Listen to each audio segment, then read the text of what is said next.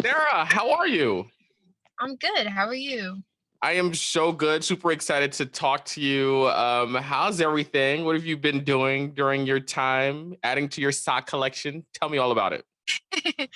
Yeah, I mean, I've just been like, for the most part, writing, my favorite thing to do. But also, yeah, I mean, I'm a big fan of socks, and I have a lot of them. I've been um, just hanging out, going to Applebee's, getting half price appetizers. Um, I love to go after hours so I can get the do you go after hours to get the half price appetizers? yeah, I feel like I wouldn't go before 9 anyways. It's just kind of like a plus of going after 9. Like they have half price appetizers. And they got those margaritas that are like cheap, but they're strong as hell too. Yeah, I haven't got one of those, but I'm bound to try one at some point. So let's talk. You said your favorite thing is writing. Do you feel like it's been difficult to write during this time? Because there, not to say there hasn't been any inspiration, but we haven't been out and about living life, if that makes sense. Right.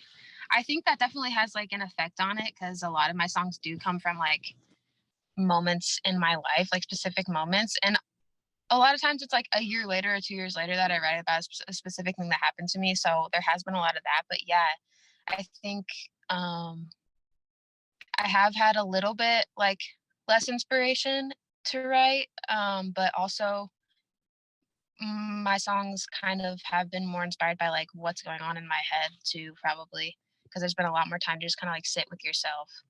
But I've still had plenty to write about though. Really? What are some of the things that are going through your head at any given moment?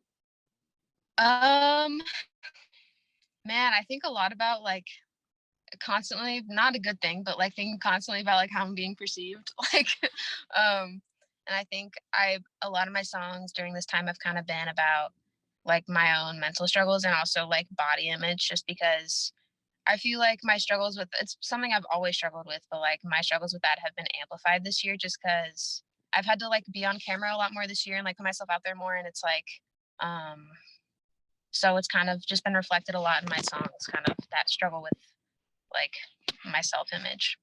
Do you feel like you're still uncomfortable with it? Like, although you're confident in your music, your writing skills, but when it comes down to like being on camera and talking about yourself, is that something that you still struggle with? Um, yeah, I'm not sure if it's something I'm sure I've gotten better at it over time. Like over this past year, I've definitely improved, but like it's still not my favorite thing. Like if I could just completely never be on camera and just kind of hide behind the scenes and write songs, that'd be cool. But like I enjoy parts of it, but it is kind of stressful. What is the one thing that it still surprises you being in the industry and doing this? Like, what's one thing about the industry that just blows you away still? Um, I think I think like a lot of like the new things about the industry are like blowing me away. Um, like the idea that somebody can just like anybody now can just like post a song on the internet and it can like immediately blow up and then like the song can be a huge song and there can just be like all these artists just like sitting in their bedroom at home, like a high schooler can just be like sitting in their bedroom at home and then suddenly have a viral song, and then it's like there's just so much more opportunity for anybody to have like a big song now, which I think is crazy. I think that's a plus also because a lot of the times I feel like we were sleeping on a lot of great and creative, singer and songwriters because they weren't given that big machine backing. But now all you have to do is throw a song up on TikTok and watch it blow up. You know what I mean? Yeah. Uh-huh, it's awesome. I think, like and that's, part of how I was able to kind of, like, get my songs out there was, making TikToks about them and stuff, and I'm so grateful that, like, a platform like that exists now where I feel like before that, there wasn't a platform where you could just post something and then overnight, like, millions of people could see it, you know? Cause you dropped what, Rich Boy on TikTok? I think the first thing that kind of, like, moved on TikTok was my song "No Matter the Season," Uh-huh. but, um yeah, I just kind of made a TikTok about what the song was about, basically, just me kind of explaining what it was about and kind of went from there. Did it blow you away when you saw all of those people like just looking and following and digging your music? It did.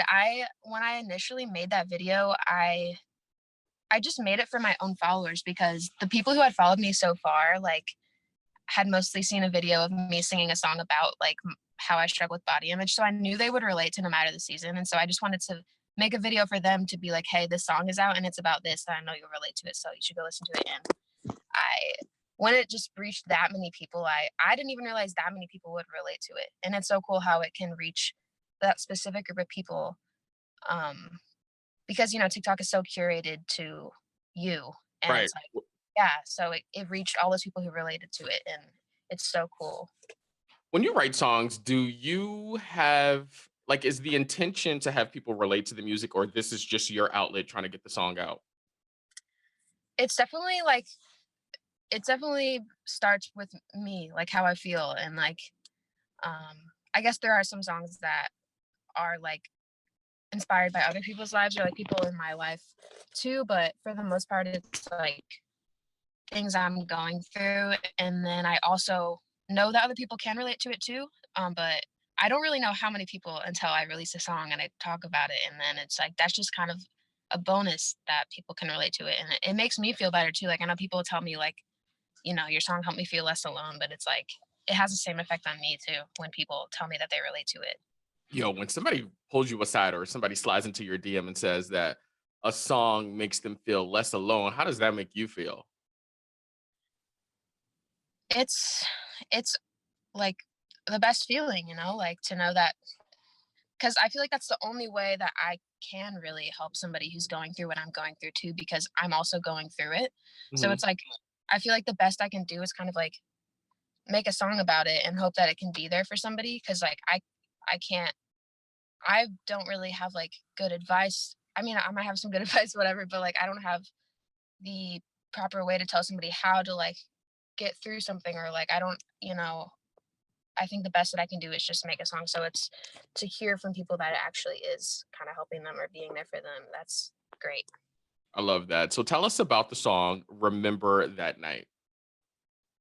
Yeah. I started writing that song the night that I got a text from somebody who I'd gone through a breakup with like a few months prior. And he just asked me like, hey, remember when we did this together kind of thing? And I hadn't talked to him in a while. So it kind of brought back memories.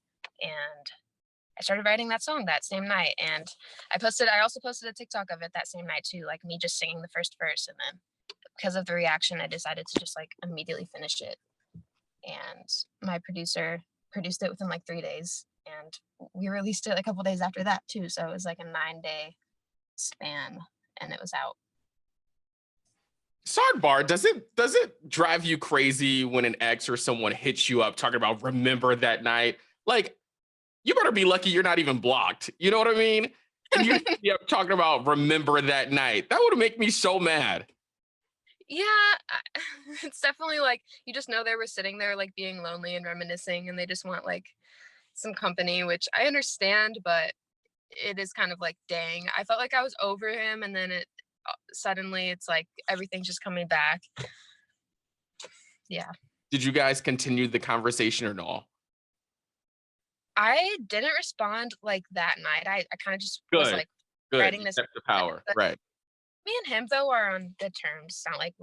It's not like I have any ill will against him. We're just still cool with each other, so it's whatever. Where is the weirdest place that you've ever performed? Probably, well, either like a children's birthday party or Kroger, the grocery store. First of all, how did you end up performing at a Kroger? I I think that one, like I played a ton of gigs throughout my job in high school, just playing at restaurants and bars and like, like birthday parties, like I said, and like, weddings, whatever. But the Kroger one, I think my dad saw somebody like playing. They had the Kroger was 2 stories and the top story overlooked like the produce section. So he saw somebody playing up there and I think he asked the manager about it and then gave them my card and then they reached out and then I was playing there on Saturday mornings for like a few months and they just paid me in Kroger gift cards. I like that. Shout out to Kroger for that. Yeah, shout out to them. Big fan. So what else are you working on?